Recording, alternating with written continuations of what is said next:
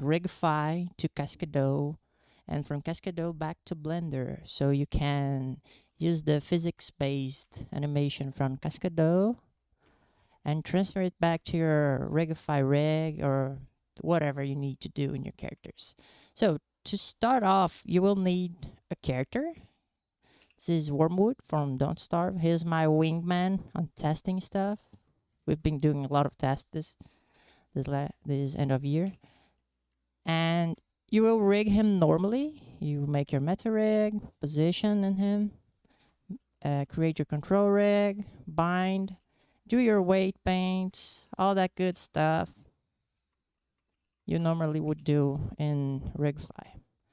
So after that, you will save your file and you will copy your character and the meta rig from rigify, the rig before you make the control rig.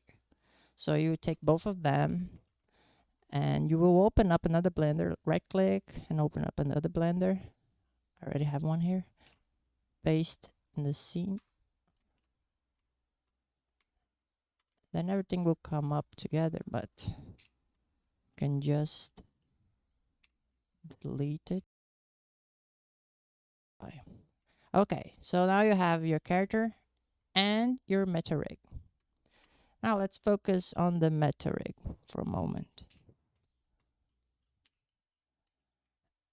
One thing you will have to do is that rigify, at least in 3.3.2, I can't remember if in later and past versions this was happening, but rigify is generating 2 neck bones here. And these bones are going to mess up the chain when you set up the quick rig in cascadeur. So what do? I delete the second neck one, neck 001. And then I click on the root of the head bone, Shift S, and then cursor to selected. Then I select the tip of the neck bone, and then selection to cursor. And then I parent the head to the neck, connected. Now they're connected. You want to keep the rig as close as possible of what it was. So you will need some testing. I will show you some examples of what I'm talking about. One thing you need to keep in mind is to also remove the heel bone. Yeah, remove the heel bone. And have this a little bit up. You want to have like it's not like a straight angle. You want this a little bit up. And then what you're going to do is I'm going to delete everything from the control rig here. You will just parent your character to the meta rig, because this is a simple rig. Why we're doing this? If we export the rigify rig to cascadeur, you will have a whole lot of layers. I mean, like, all these controls are bones with like these fancy shapes. And if we go into edit mode, you see is this crazy chain. And also the deformed bones are not like connected to each other like directly. They are controlled by different influence and constraints. So if you import this into cascadeur and you try to move like the whole arm, the hand will stay and only the arm will go up. So that's why we make a copy of the character and bind him to the meta rig, because it's a more simple rig. Also, if your meta rig is constrained by some reason, you can just F3 and clean constraints. Oh, I have a copy of the rig. Oh, I have 2 rigs. Yeah, there you go. So it's moving. Stop moving, Blender. So then let's see. Let's do the meta rig. It's all right. Did I mess that up? Oh, it's messed up. Let's go again. Character, rig, parent, thematic weights.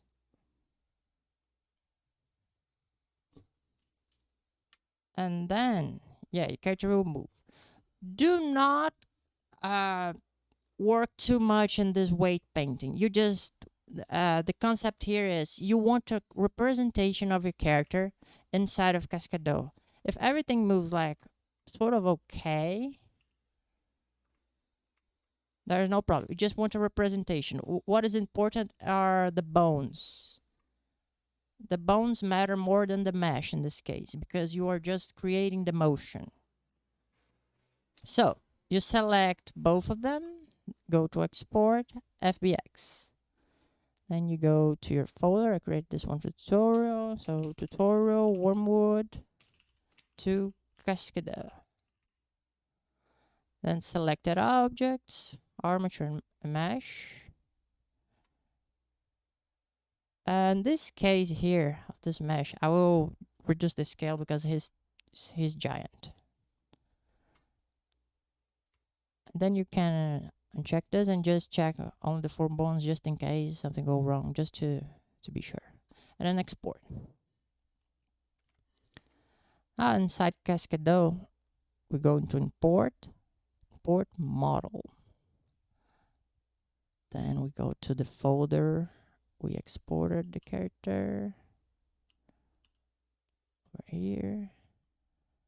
Then we click import. And then enter rig mode. And click yes, yes, okay. So here, since it's more simpler, most of it will be okay. I just delete like fingers because I don't mess up with fingers in here. I prefer to do it in Blender. Here, just use Cascadeur for the raw motion. So, and then you remember that we deleted the neck there and messed up a little bit. So set up the neck and we take the head and then add rig elements. And then you click continue editing. So a couple things to have in mind here. Here we will have this blue representations of rigid bodies. You can go in physics and change their size. In the Cascadeur Discord, they recommend this to be roughly the size of the mesh, so you can tweak it. And okay, let's go to the important parts. See these triangles like in the knees, the foot, and the elbow here. In the my middle mouse button is broken, by the way. So if I don't pan, don't find it weird. It's just because I can't pen. So in the knee, you want this triangle to point out. So you have the rotating axis. There's this. So this is the tip. Let's pretend we have like an IK. This would be like the knee target. So you want this triangle to point like 9 degrees from the target. In the elbow, you want them to point up, if I'm not wrong, but we can check soon. And on the foot, I think the foot is more, for me, is the most important one because the collision with the floor for me is the most important thing in here. So hold on. Let me just select here. The foot need to be out. If they are rotated in, let me create the problem so you can see how to solve it. So let's select these 2 rigid bodies, go in here, and then hit E to rotate in the local axis here, local axis. And then if you're important, they are like this. If you rig like this, your foot is going to go like super crazy and it will start to spin and you get angry and probably not use the software. So you just take them and spin outwards, both. There's a mirror option, but I don't know what it is. But someone told me on the Discord channel that there it is. If your knees are not pointing forward, maybe you just need to give it then a little hint like forward instead of being like super straight. They're just a little bit like bend to the direction of the target. Another thing is this point here. This point, ideally you want it pointing down from the foot. So you have the foot here, here are the toes. And then you want this point like a little bit to the back, like a high heels, high heel shoes, you know, that women use. I think that's the name. So you want it a little bit down, but you can always go back and change it later. So you can come up here. In this case, I like to change to global. And then you just adjust it here, as you can see. And then you want them down. Other thing you want to do, because the rigid body here is in the front, so I'm going to reduce this rigid body. Oh, there is the tip of the foot. You want to select this tip here. And let's see, I want to get, yeah, just the tip. So you will move it to the tip of your foot. So like here's your foot. Let's go like this. Here's your foot. No, like this is good. So then you have your toes like this. So you want this little point to be like right at the end of the toes, because this will detect the collision with the floor. You will see. Hold on. So here it is. Then you go to the other one. If the rigid bodies are too big, you just click here, physics settings, and then reduce them by some number.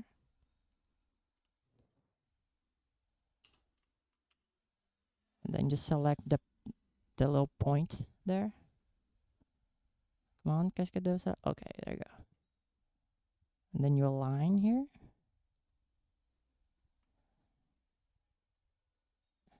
You also have these controls here. You can select like 2 rigid bodies. If I'm not wrong, let's see. It's the hinge. So you can reduce the hinge here. I like to set up 20, at least for the scale. Because cascadeur will create like rigid bodies based on the size of the bones. As far as I'm aware. Maybe I'm wrong. If I'm wrong, comment on that. Leave a comment. So, this triangle up with the elbow. The knee 9 degrees from the target. On the foot, the triangle's pointing outward. These triangles here. This tip here from the toes, right at the end of the foot, roughly. And this one like a little heel. Shoe. I don't know the name of the shoe, but I think you got the idea. So then you go generate rig. And then if your character comes up like a little like this, you can go to box here. You do a Control A, commands, go to default pose, and then he will look like natural. And here you can test the rig. See how his back is sort of like, oh, why isn't, oh, I need a keyframe. Yeah, you can't move if you don't have a keyframe. See, I don't have a keyframe here. If I try to make a pose, he just resets. So you hit F to create a keyframe. So then you can create a pose. So here's with auto physics. The automatic weights in Blender messed up the mouth, but that's okay. So then this is with auto pose. You emulate human behavior. So if he needs to raise his foot like backwards or something, he will try to compensate the movement. See, like counterweight the leg over there. And then you have the center of mass where you can move the character. So let me show you the foot. I think this will be like enough for, this is what, like 15 minutes tutorial. Oh my God, that's okay. So remember the line I told you here, right? So see, trying to push him to the ground. He's not going there. He's like, no, no, no, no, no. And then here on the foot, the little tip there that we set up, see? You can also move the triangle to so it collides better. Let's see if I'm right or wrong. It's a little bit buggy, but yeah, I think maybe it needs to be closer. Let's see, no, it needs to be closer. You just make the triangle closer. And yeah, that's it basically.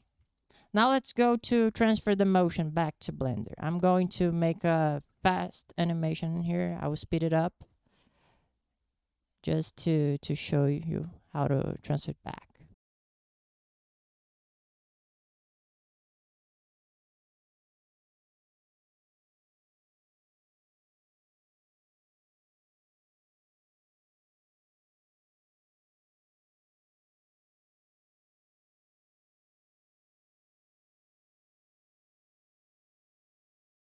So here is the animation. I set up 4 keyframes. Like here's in the my test lab, Wormwood is like a little zombie. I always like to do this test with him. So he's like preparing to jump. I didn't set up the last contact pose. I just set him up to jump, like like a little zombie thing.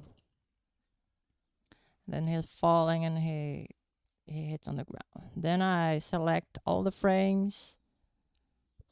I went up to this menu and set it up to Bezier clamped. I don't know what it means exactly, but it's the one I set.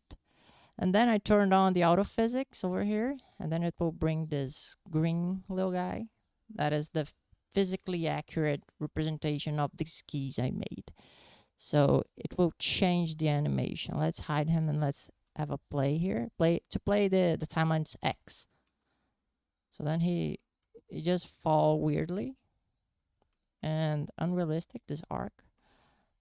And then you turn on auto physics and the arc is way smoother, ballistic.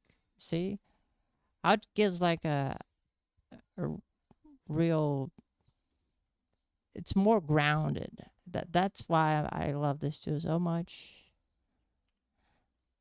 Okay, if you want him to jump less higher, you need to see the keyframe where he goes up, and then you press minus to reduce the time he spent on air. So you can try to, you can hit plus to increase it, or you can increase after that, and then we'll change the arc.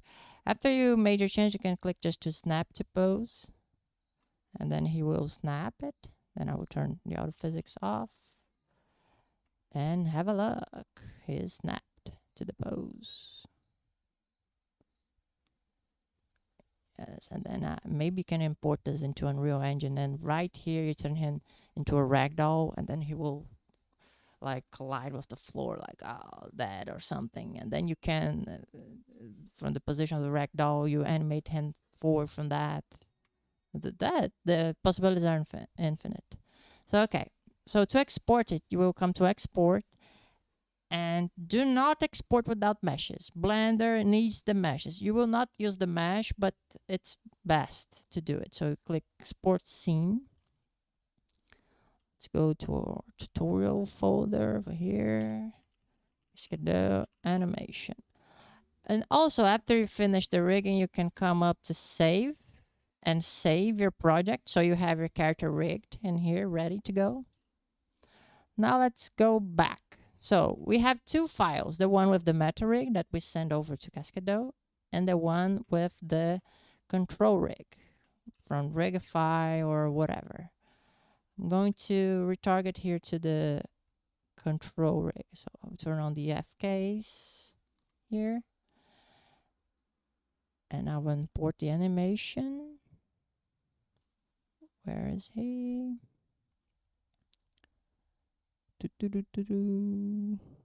Tutorial, my god, where is the tutorial folder? Over there. Cascadeur animation. So check here automatic bone orientation, otherwise the bones will be all over the place. So just import. Here it is. We can delete the mesh, and we have the metarig. If you take a look, it's supposed to be exactly in the same position because we generate this rig from the metarig that this rig was generated from. So to retarget, we're going to use the Rokoko add-on. It's free. You can download it in the Rokoko website. I will leave it in the link. I will leave a link below. So the source is the metarig that came from Cascadeur. And then the target is the rig of your character. So build bone list. And then sometimes it will get the bones wrong, but you can go check bone by bone. Usually the first spine is this one in rigfy that moves the whole character. And then just set this up. These other ones are wrong, but so, and then both of them in T-pose. As you can see here, you can make the character in A pose, rig him, and put him in T pose. So when you lower his arm, it will be all right with the anatomy and stuff. But you can always fix stuff with shape keys and whatever. So current pose, there are the T pose, auto scale because he's small, and then just retarget animation. Oh, oh, oh. Oh, they're duplicate. Oh god, no. Try rebuild. Go right, please. Oh, it's not going right. And just click retarget.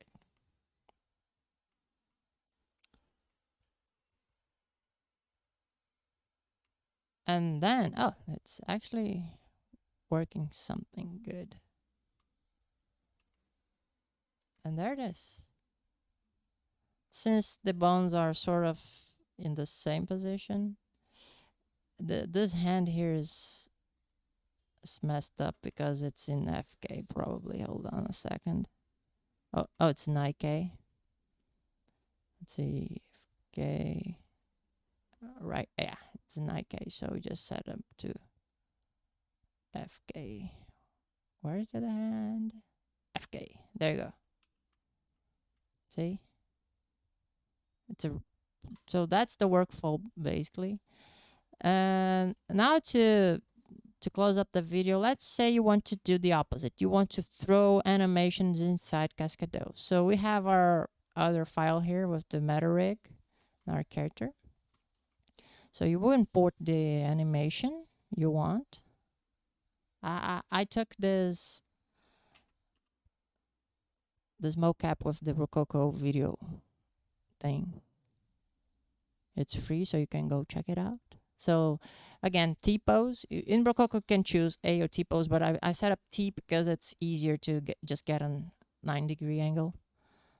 So it's the same workflow. You just need to tweak the bone list if it goes wrong, so you get a nice retarget. So the source is here, the reference, and the target is the metarig. So then you build bone list. Usually is a simple rig, so it will go straight up good. So current pose, they're both in T, auto scale because the reference is smaller, so you retarget.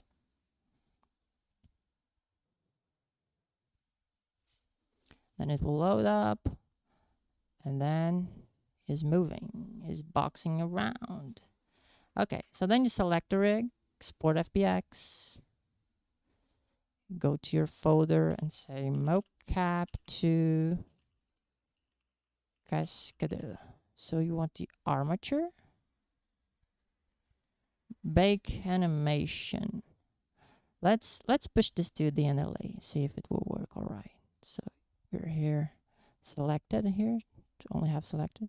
Then we push this action to the NLA. There you go. It's like to frame 400 and something. Then export FBX. Bake animation. I'll set up just to NLA strips. And then you go to Cascadeur, import animation.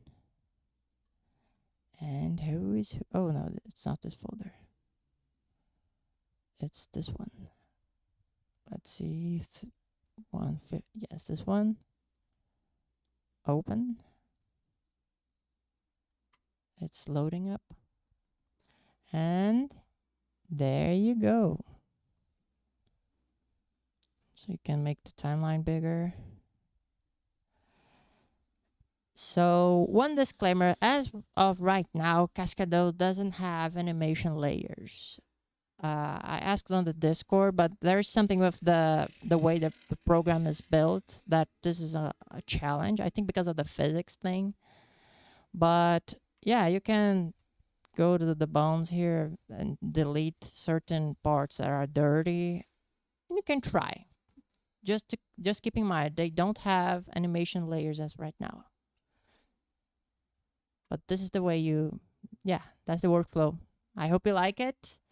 I hope you make some marvelous things with these tools and this workflow. Anything you want to ask, just leave in the comments. Give it a like so YouTube spread this to more people. I see that people really want more workflows using Cascadeur. And yeah, subscribe to know when I set up a new video. Bye.